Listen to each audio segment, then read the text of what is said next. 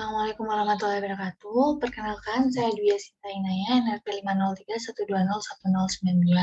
Di sini saya akan mempresentasikan hasil kerja saya mengenai analisis saham PT Nusa Konstruksi Engineering.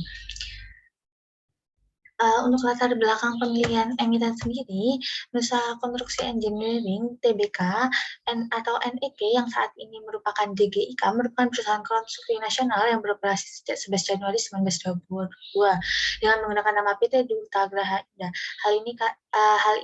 Yang latar belakang yang mendasari pemilihan ini tuh karena harga saham Nusa Konstruksi Engineering masih terjangkau dengan harga satu lot berada di bawah 100.000. Selain itu, Nusa Konstruksi Engineering (TBK) bergerak dalam bidang konstruksi yang mana saat ini tuh mulai terjadi kenaikan di bidang ini karena adanya rencana pembangunan ibu kota baru Indonesia, sehingga aktivitas bisnis yang dilakukan dapat terus berlangsung dalam beberapa tahun ke depan. Peringkat kapitalisasi pasar industri terkait perusahaan ini itu berada di peringkat 13 dari 20. Kemudian yang pertama yang saya lakukan merupakan adalah ada analisis fundamental yang terbagi menjadi dua, yaitu analisis makroekonomi dan analisis perusahaan. Untuk analisis makroekonomi tersendiri ada PDB usaha, inflasi, nilai tukar rupiah. Untuk analisis perusahaan terdapat rasio likuiditas, rasio solvabilitas, rasio aktivitas, dan rasio profitabilitas. Yang pertama mengenai PDB usaha. Nah, dari sini diketahui bahwa terjadi penurunan yang sangat tajam pada tahun 2020. Namun pada tahun 2021 terjadi peningkatan. Sehingga itu dapat diartikan bahwa kesejahteraan masyarakat Indonesia itu mulai membaik pada tahun 2021. Kemudian untuk tingkat inflasinya sendiri terjadi penurunan dari tahun ke tahun. Hal ini tuh akibat dari adanya pandemi COVID-19 yang mana hingga 2021 masih terjadi dampak. Kemudian untuk nilai tukar rupiah, dari tabel di sini diketahui nilai paling tinggi pada angka 16.367 pada tahun 2020 bulan Maret.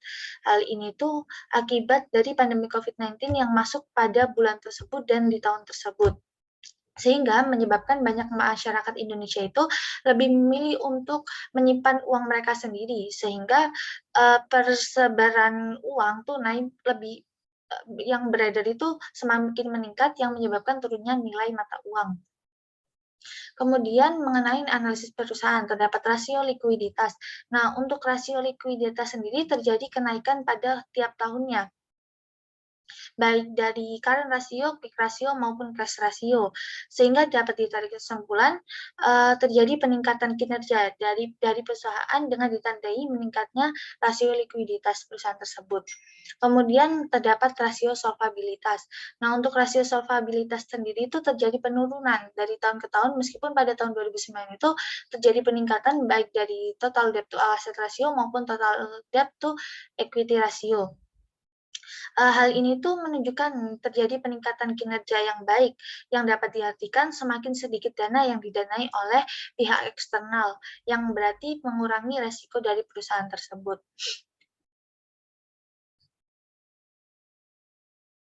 Kemudian terdapat rasio aktivitas. Nah, untuk rasio aktivitas sendiri terjadi peningkatan juga pada tahun 2019, kemudian terjadi penurunan yang menggambarkan terjadi penurunan kinerja dalam keseharian perusahaan tersebut. Kemudian terdapat rasio profitabilitas. Pada rasio ini itu terjadi peningkatan ketika gross profit margin, namun terjadi penurunan yang cukup drastis pada tahun 2020. Hal ini mungkin terjadi akibat dari pandemi COVID-19. Kemudian, tapi pada tahun 2021 jadi peningkatan yang melebihi daripada tahun-tahun sebelumnya, sehingga itu menunjukkan bahwa pasca pandemi perusahaan itu dapat beradaptasi dengan lebih baik. Kemudian, mengenai analisis teknikal. Dalam analisis ini, saya menggunakan indikator RSI dan MACD yang berfungsi untuk memberi sinyal untuk melakukan buy, sold, atau hold. Salah satu kegiatan yang dapat diamati yaitu pada tanggal 19 Mei itu terjadi garis MACD memotong garis sinyal yang berarti dapat dapat menunjukkan terjadinya overbook, sehingga memberi sinyal untuk menjual. Kemudian dalam indikator RSI pada tanggal 19 April tersebut berada pada angka 70,88 yang juga memberi sinyal untuk mempertimbangkan untuk menjual sahamnya. Kemudian valuasi saham. Berdasarkan tabel di atas dapat disimpulkan bahwa DIK memiliki saham portofolio yang investasinya cukup besar. Berdasarkan analisis Duponnya, perusahaan dinilai memiliki prospek yang baik dengan diiringi rasio-rasio yang meningkat pada tiap tahunnya. Dari nilai market cap perusahaan dapat dilihat bahwa market cap DIK terus meningkat. Hal tersebut mengindikasikan bahwa semakin besar potensi perusahaan untuk dijadikan tujuan investasi.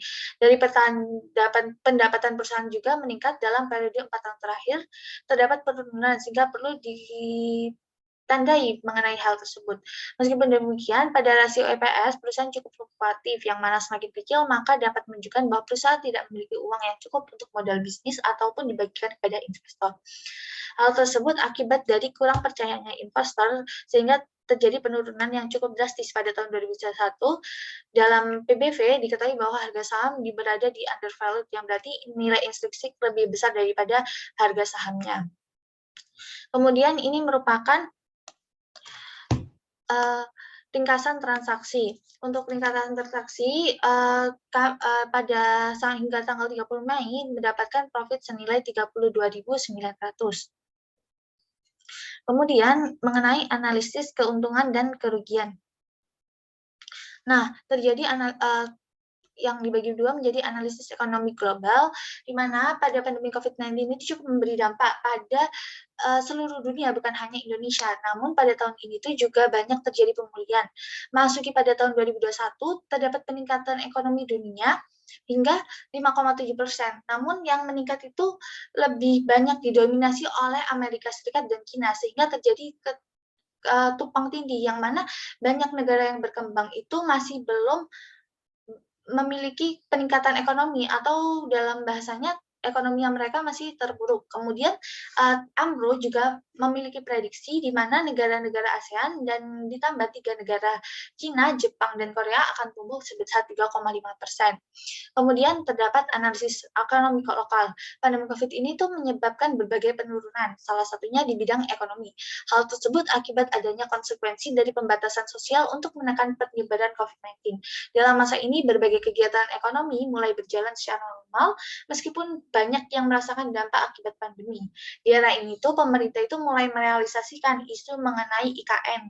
Tentu banyak pihak, tentu banyak hal itu telah dipersiapkan, namun tidak mengurangi kemungkinan menuai pro dan kontra dari berbagai pihak, sehingga industri terkait, yaitu salah satunya konstruksi, cukup terdampak. Kemudian mengenai tinjauan industri dan posisi persaingan. Perusahaan DKIKI sendiri peringkat kapitalisasi pasar industri terkait persaingan berada di tingkat 13 dari 20. DKIKI itu termasuk ke dalam penantang pasar, yang mana mereka terus berusaha untuk memiliki target yang besar. Salah satunya itu mereka menargetkan 1 triliun pendapatan dengan mengejar proyek baru, yang artinya itu mereka mengejar 173% dari sebelumnya. Namun mereka itu nggak hanya menargetkan, tapi mereka tetap menjaga performa profitabilitas mereka. DKIK sendiri itu merupakan salah satu perusahaan swasta nasional terbesar di Indonesia dengan pengalamannya yang sekitar 40 tahun. Kemudian analisis keuangan. Dari tabel di atas itu diketahui bahwa terjadi penurunan pendapatan pada tiap tahunnya dan juga diiringi penurunan dari beban operasional. Hal ini tuh memungkinkan bahwa kegiatan operasional di DKIK itu terjadi penurunan, namun terjadi kenaikan pada laba bersih. Hal ini dapat menunjukkan peningkatan dalam penekanan beban untuk meningkatkan laba bagi perusahaan. Kemudian resiko dan mitigasi investasi. Untuk resiko investasi sendiri itu dibagi menjadi 2, yaitu resiko internal dan resiko eksternal. Nah, untuk resiko internal itu merupakan berbagai variabel yang dapat dikendalikan oleh perusahaan. Salah satunya yaitu terdapat kewajiban dan dividen. Nah, untuk kewajiban sendiri dari tahun ke tahun terjadi penurunan di PT DGIK sendiri. Namun mereka itu masih belum bisa membagikan dividen mereka selama 4 tahun terakhir. Kemudian untuk resiko eksternal sendiri itu terdapat tingkat inflasi.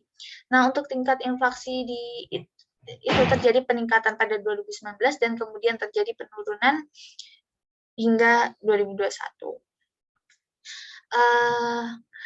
Kemudian berdasarkan hasil analisis yang telah dilakukan, berdasarkan hasil analisis fundamental yang telah dijabarkan di atas, perusahaan sudah cukup baik, namun perlu meningkatkan kinerja melalui pencegahan resiko internal maupun pengelolaan aset. Unsur resiko eksternal sendiri itu cukup membuat banyak guncangan terhadap perusahaan sendiri, mulai dari pandemi COVID-19 maupun isu IKN yang masih belum pasti. Sehingga sebagai upaya dari mitigasi resiko yang telah dianalisis sebelumnya, investor itu yang akan berinvestasi jangka panjang itu disarankan untuk mengambil tindakan hold atau sell. Hal ini tuh karena harga saham DGI itu masih cukup fluktuatif dan sulit diprediksi, sehingga cukup beresiko. Namun dalam investasi jangka pendek, DGIK dapat menjadi salah satu pilihan karena harga saham yang cukup terjangkau, sehingga meminimalisir terjadinya kerugian. Kemudian terdapat pembahasan terakhir yaitu harga target dan keputusan investasi, yaitu terdapat buy, hold, dan sell. Untuk buy sendiri itu investor dapat membeli saham DGIK yang ideal ketika nilai indikator RSI berada di angka di bawah 43. Berdasarkan pergerakan grafik saham, ketika grafik RSI itu di bawah angka 43 adalah 143 hingga 120. Kemudian ada hold. Hold sendiri itu ketika garis indikator RSI berada pada angka 43 hingga 70, yang mana tepatnya itu ketika harga saham berada di angka 143 hingga 178. Kemudian dan yang terakhir adalah sell. Investor itu disarankan untuk melakukan keputusan sell ketika RSI berada di angka di atas 70, yang tepatnya ketika harga saham berada pada nilai 180 ke atas. Nilai tersebut didapatkan berdasarkan riwayat harga terendah dan tertinggi yang pernah dicapai oleh DGIK sendiri. Terima kasih, sekian dari saya. Mohon maaf apabila ada kesalahan. Wassalamualaikum warahmatullahi wabarakatuh.